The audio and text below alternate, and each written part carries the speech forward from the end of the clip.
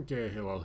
Um, Here is a video I made some time ago explaining how to use uh, weighted average to smooth out input. So, or any kind of like data you have that you're getting that it's kind of shaky, and then you can smooth it out. And you can watch that video. It's weighted average uh, thing. But several people have asked me how did I do the graph part of it. Let me just close that. And here it is. It really is not very fancy. Basically, I first created a. Let me take that again, and I created a blueprint that moves. It doesn't do anything but moves. There it goes, and then it dies.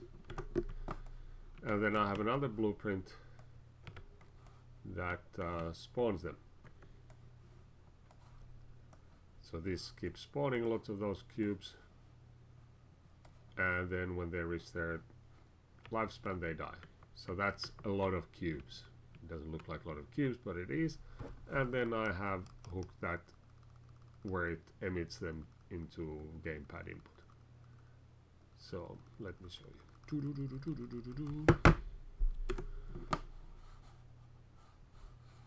First, the flying cube.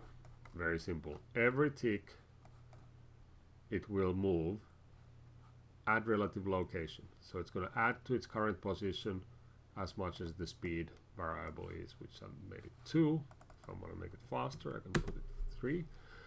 Or if I want to make super cool, I can make it little shaky. I can put random in range, float in range, -1 and 1. This just so that now it might be more obvious that they are cubes even if I don't do anything.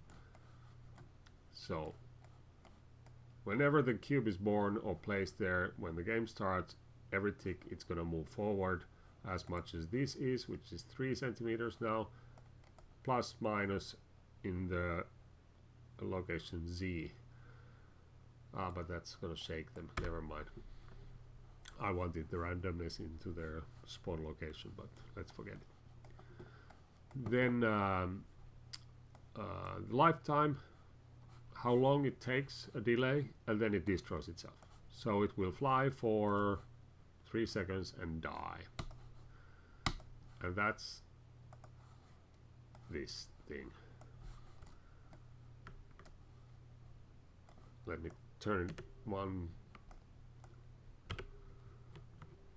a little bit like that, and when we play with it, it goes. There's a couple of more, and there's a lot of them. And then we have the emitter, which has base, which is just decorative thing, a scene component, which I use just to move the neutral point of the control up here. Then I'm linked cube here there, which is also just a visual thing really. And then a scene component that I use to mark the position of the location where the spawning is happening. So every tick it's going to spawn a cube here, which by its nature is going to shoot that way. So what's happening here? Every tick, event tick, spawn actor, and then I'm going to tell which actor it's going to spawn. It's going to spawn the cube flying. Where from? Spawn transform. I have that scene component that I just showed. This thing here. Get world location, pipe it there. And then I have control for the cube, which is parent of the scene really. I could and I control that with the gamepad right trigger axis. Movement amount is just a multiplier. How much do I move when the trigger is fully pressed? This is gonna give me -1 to 1.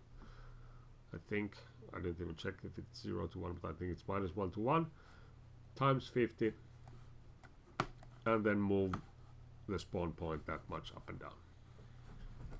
This was for debugging because I didn't get it working first, and I'm going to actually try. It doesn't need that.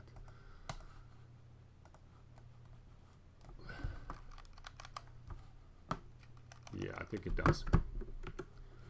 So because it's not our pawn that we are controlling, it doesn't naturally get all the input working, so enable input has to be used at the event begin play, and then you have to pipe current player controller, which I just used get player controller for.